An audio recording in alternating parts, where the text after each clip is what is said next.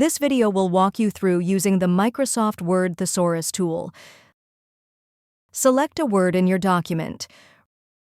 Right-click the highlighted word. Click Synonyms on the menu. Another menu will expand, displaying a few select words that have the similar meaning as the word you've selected. If you'd like, you can click any of the suggested synonyms on the menu to instantly replace the selected word. Alternatively, you can continue to check out other options in the Thesaurus. This expands the Thesaurus tab on the right side of your document. The new window displays the suggestions you saw on the previous menu, and in many cases, several other suggestions. Click the arrow to the right of a synonym.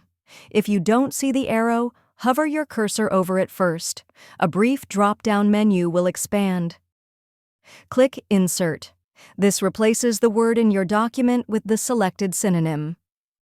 If you're finished with the panel, you can just click the X at the top to close it. But if you want to look up more synonyms and antonyms, you can leave it open and type additional words into the bar at the top of the panel.